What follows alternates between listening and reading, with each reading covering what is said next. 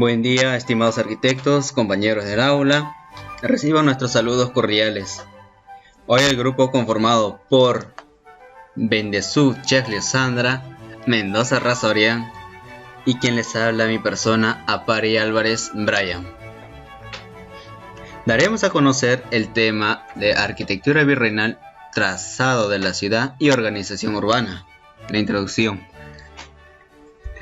El Virreinato del Perú fue una entidad territorial situada en América del Sur, integrante del Imperio Español, que fue creada por la corona española durante su dominio en el Nuevo Mundo, entre los siglos XVI y XIX. El inmenso virreinato abarcó gran parte de Sudamérica, incluida Panamá y algunas islas de Oceanía. El urbanismo virreinal tuvo un rol importante en la colonización española de América. Otorgaba una base jurídica, que eran puestos para realizar nuevas expediciones. Como primer tema, las viviendas tenían una fuerte influencia peninsular, especialmente Andalucía. Fueron casas de 1 o 2 pisos con un zaguán en el ingreso. Tuvieron usualmente un balcón cerrado y estos poseían celosías, imponiéndose luego el uso de ventanas de guillotina. Los balcones de Lima le confirieron a esa ciudad una personalidad propia, ya que en ninguna ciudad americana existieron tantos balcones como en la capital del Perú. Recalcando, lo que son los zaguán, en realidad es una sala o un pequeño recibidor ubicado en la entrada de una vivienda. Y si hablamos de ventana guillotinada, son ventanas corredizas, pero están en formas verticales. Damero. Las disposiciones del damero consistían en trazar ciudad como un tablero de ajedrez, donde los lotes o cuadras exactamente cuadradas y encontradas en ángulos de 90 grados se distribuían alrededor de una plaza central llamada la Plaza Mayor. El damero tuvo una organización en las ciudades. Se realizó mediante el trazado de cuadrículas que viene como tradición propia desde España. Se tuvo como ejemplo la construcción de la ciudad de Santa Fe durante la Guerra de Granada. Como vemos en la imagen, en el lado derecho, es una ciudad construida en forma del tablero de ajedrez. La imagen puede mostrar muy claramente lo que quiere decir que consta de un damero. Fundación de las ciudades. Las ciudades fueron fundadas mediante un complejo ritual que sancionaba el territorio como parte de la corona castellana, que ponía bajo la protección divina y por último transformaba la ocupación de un derecho establecido. Integración de los monumentos históricos en el damero. Si hablamos de damero, tomamos como ejemplo el damero de Pizarro. Un ejemplo en la ciudad de Lima, que es un ejemplo muy clásico. En estas zonas mayormente se encuentran los principales monumentos históricos y también los edificios públicos del gobierno del Perú, que incluye el Palacio de Gobierno y la Catedral de Lima.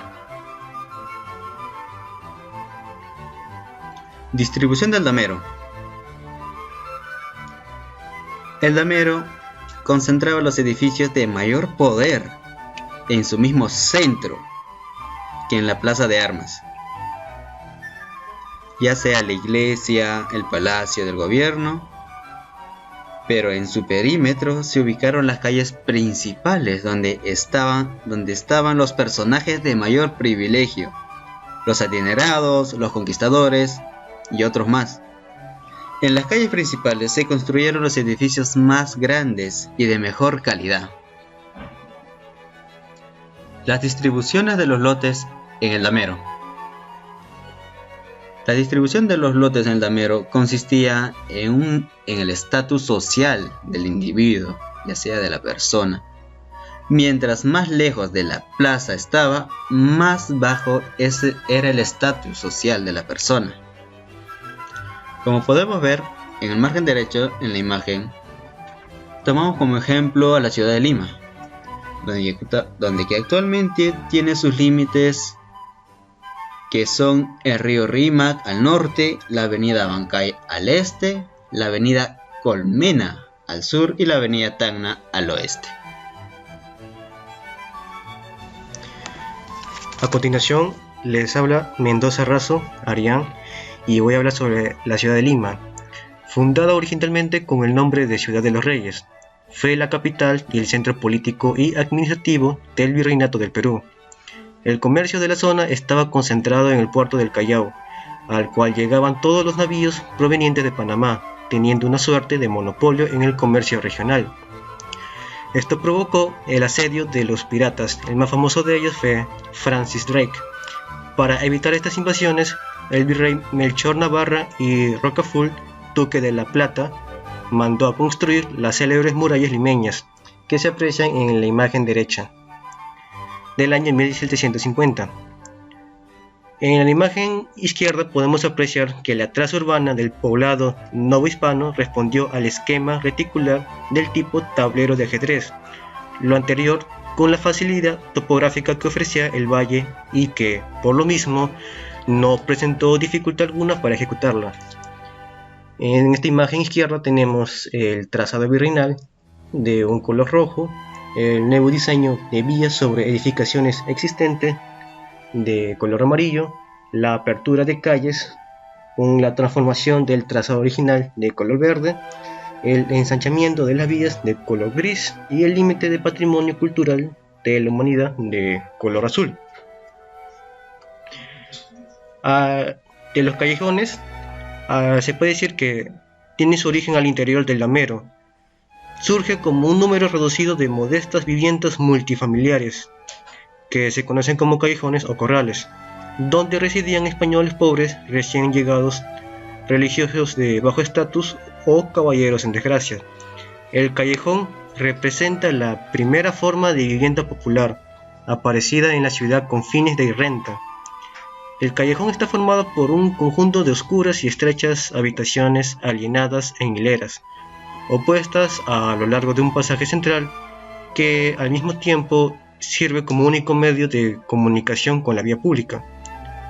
Las personas que vivían en estas casas, que eran de caña o de adobe, poseían un piso y contaban con muchas habitaciones de pocos cuartos, sin servicios higiénicos, aire y luz. Los callejones, casi sin excepción alguna, tenían un nombre ligado a la mitología de las guerras, un santo católico, un patrón o una fiesta anual de vecinos. Las villas. En las villas se constituían por un alcalde ordinario, elegido anualmente en un acto presidido por el corregidor, y cuyos cargos podían ser comprados o heredados 4 regidores, un alguacil y un mayordomo. En el margen izquierdo tenemos la Villa Imperial de Potosí. La pintura representa una perspectiva del conjunto urbano y el entorno de su serranía, con un testimonio fiel a los datos históricos que sobre el poblado minero se difundieron a lo largo y ancho del Virreinato del Perú. Abajo están las villas de San Luis de Minas de Potosí. Podemos apreciar a una ciudad que completaba un periodo de conformación urbana de casi 100 años. En las villas, la plaza principal se dispuso en el centro del poblamiento. A su lado se levantaron un templo y las casas reales. Inicialmente el núcleo central de la ciudad estuvo conformada por 12 manzanas, cantidad que aumentó con el paso de los años y el desarrollo económico del lugar, sobre todo a partir de la actividad minera del Cerro de San Pedro. Para el caso de San Luis de Potosí, Las crónicas sobre la época inmediata a la conquista no son abundantes ni acuciosas y refieren sobre todo la presencia de algunos grupos denominados como pames y huastecos.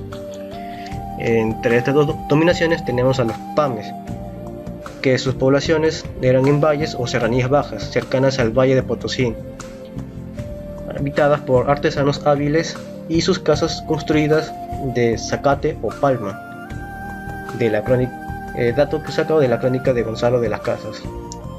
En los huastecos tiene un orden urbano y arquitectónico de sus espacios, teniendo los principales espacios, el centro ceremonial, el tablero escalonado, el espacio central ordenado. Todos ellos son también características comunes a las poblaciones de Huasteca, con testimonios arqueológicos en abundancia. A continuación les habla Sandra Bendesucheglio. Continuando con la exposición, yo les hablaré acerca de las haciendas. La llegada de los españoles al Tahuantinsuyo cambió la estructura política, social y económica. En esta última se cambió el modo de producción, pasando de un sistema comunal tributario a uno a medio camino entre feudalismo y mercantilismo. Dentro de este nuevo marco económico surgen las haciendas para sostener a la población de las minas en el siglo XVI. Los primeros españoles establecieron granjerías, eran como zonas de cultivo a pequeña escala. Es reciente en la segunda mitad del siglo XVI que se constituyen las haciendas, gracias a los procesos de composición de la tierra. A través de estos los españoles legalizaban la apropiación ilícita de las tierras, dándole un pago a la corona. Las haciendas coloniales se ubicaron en la zona costera y altoandina. Cada uno tuvo sus propias particularidades, tanto en los sistemas de explotación como en los tipos de cultivo. Los productos cultivados por los españoles cubrían junto a la producción aborigen las necesidades alimenticias de las ciudades y centros mineros. Las haciendas y minas establecieron un sistema de intercambio comercial que permitió la explotación de grandes masas de indios, principalmente en la rica mina en Potosí, que pertenece al Alto Perú. Las principales haciendas se encontraban en manos de la orden jesuita, que fue expulsada en el siglo XVIII durante el gobierno del virrey Manuel Amat. Sus haciendas fueron administradas por la Oficina de Temporalidades creadas por Carlos III, y finalmente las tierras no explotadas dentro de la hacienda pagaban un impuesto llamado el cabezón. Haciendas más conocidas del Perú, como la hacienda Paucartica en el Valle Sagrado del Cusco y la Quispicanchis del Camino Real Cusco-Perú. ¿Qué eran las reducciones? Las reducciones fueron las aldeas de indígenas que existieron durante la colonización española en América y por ende en nuestro Perú virreinal. Fueron fomentadas por las autoridades españolas en la segunda mitad del siglo XVI.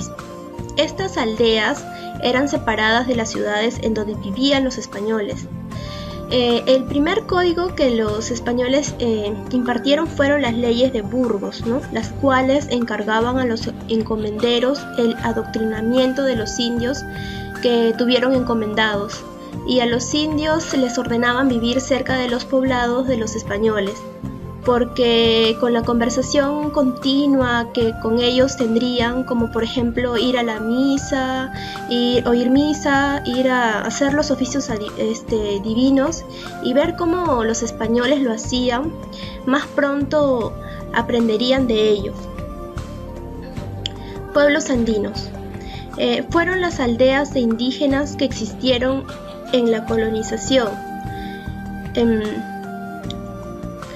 El pueblo de indios se constituían como un espejo de la ciudad española. La urbanización era en Damero. Tierras circundantes. Esas tierras eran muchos barrios en las cuales estaban las capitales latinoamericanas. Fueron asentamientos indígenas organizados por las autoridades durante la conquista y la colonia. El pueblo de indio se dice que debió ubicarse de acuerdo a las ordenanzas reales en tierras llanas y accesibles, priorizando su cercanía a las fuentes de agua en quebradas y serranías. Emplazamiento. Los emplazamientos eran llamados así al proceso de instalación de pueblos de indios. Es denominado por algunos autores como la congregación. La implementación de la congregación fue un proceso complejo y que varió de una zona geográfica a otra, dependiendo de la voluntad y eficiencia de los diversos gobernadores y virreyes locales. La congregación.